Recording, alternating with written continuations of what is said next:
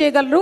ఇంకా టైం ఉంటే ఇంకా చేయాలి, ఇంకా బెటర్మెంట్ చేయాలి అని ఎప్పటికప్పుడు ఆలోచిస్తూ ఉండేటువంటి డైరెక్టర్ ఏఎం జ్యోతికృష్ణ గారిని సాదరంగా వేదిక మీదకి ఆహ్వానించేస్తున్నాము.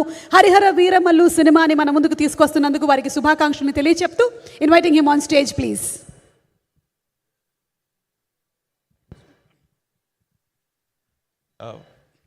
Press and media and social media అందరికీ నమస్కారం అండి.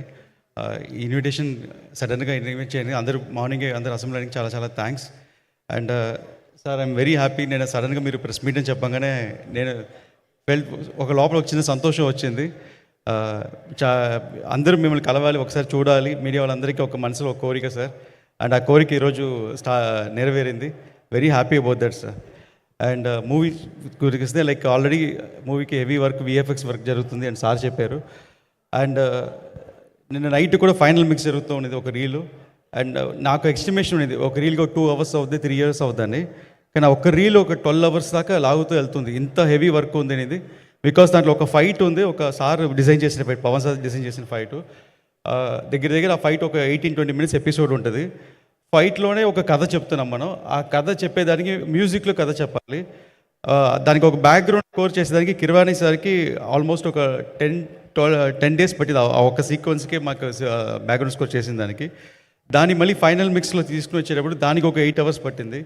సో అంత హెవీ వర్క్, అంత పవర్ఫుల్ సీక్వెన్స్ ఫస్ట్ సార్ చేసి, ఆ సీక్వెన్స్ నేను చూసిన తర్వాత అప్పుడు నాకు దాంట్లో ఒక ఫైర్ ఒక అర్థమైంది. ఏంటంటే పవన్ సార్ చూసే వీరమల్లు సినిమా వేరే, పవన్ సార్ అనుకున్న సినిమా వేరే. ఆయన ఈ సినిమాని ఎలా అనుకున్నారనే ఒక చిన్న ఒక ఫైర్ నాకు అనిపించింది.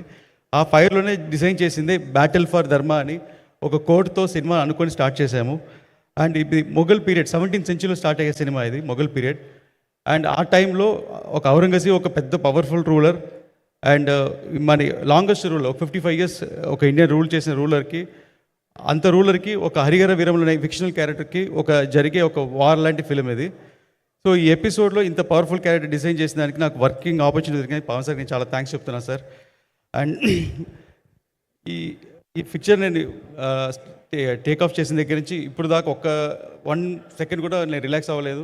ప్రతి సెకండ్ ఒక ఇద్దరు పీపుల్ డ్రీమ్. మా నాన్నగారు ఏం రత్నం సార్, ఆయన బాగా కసితో పనిచేశారు. ఆయనకి పర్సనల్గా నీ సర్జరీ ఉండింది, దానికి కూడా పోస్ట్ పోన్ చేసుకున్నారు, ఎలాగైనా ఈ సినిమా ఫినిష్ చేయాలి అని.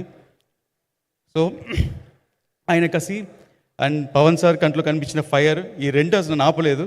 సో దానివల్ల నేను ఎంత నా మ్యాక్సిమం వాట్ ఎవర్ నేను దీని మీద పెట్టి ఎంత డెడికేట్ చేయగలుగుతాను అంత maximum I did this. And ఈరోజు రిజల్ట్ కనిపిస్తుంది. అండ్ ఫర్ ఎగ్జాంపుల్ మనోజ్ సార్ని నైట్ 3-4 దాకా కూర్చోబెట్టింది నేను. ఆయన కంట్లో మీకు ఐ చూస్తే కనిపిస్తుంది. గ్లెండన్ అందరికి ఎవరిని ఎదుర్కొని ఆల్మోస్ట్ ఒక 10 days 15 daysగా. సో అందరు నాతో పాటు నాతో వర్క్ చేసిన టెక్నీషియన్స్ అందరు స్ట్రెయిన్ అయ్యారు సినిమా కోసం. ఎక్స్ట్రా ఇన్పుట్ పెట్టిన ప్రతి ఒక్కరికి నేను థ్యాంక్స్ చెప్తున్నాను. అండ్ ఇప్పుడు యాక్చువల్గా కిరవాణి సార్ కూడా రావాల్సింది, ఆయనకి హాస్పిటల్ అపాయింట్మెంట్ రాలేదు. ఒక పెద్ద బ్యాక్ బోన్ ఈ సినిమాకి మ్యూజిక్. అండ్ కిరవాణి సార్కి నేను చాలా చాలా థ్యాంక్స్ చెప్పాలనుకుంటున్నాను. నన్ను ఎలా భావించేది తెలియలా, ఈ కొంతనాళ్ళు వర్క్ చేసిన తర్వాత బాగా క్లోజ్ అయిపోయాం. ఆ క్లోజ్నెస్ అంటే ఈ సినిమాని ఎట్టి పరిస్థితుల్లో సీన్ డల్గా ఉన్నా కూడా ఆయన డల్ చేయకూడదు, దీని ఎలివేషన్ ఇచ్చి లేపాలని లేపారంటే మామూలుగా లేదు.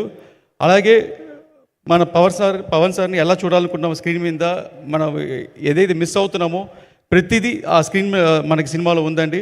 మీరందరూ 24th అప్రిషియేట్ చేస్తారు. అండ్ ఫ్యామిలీస్ తెలిసి చూడాలని నేను భావిస్తున్నాను. అండ్ ఎవరైనా మిస్ అయిపోతే సారీ. అండ్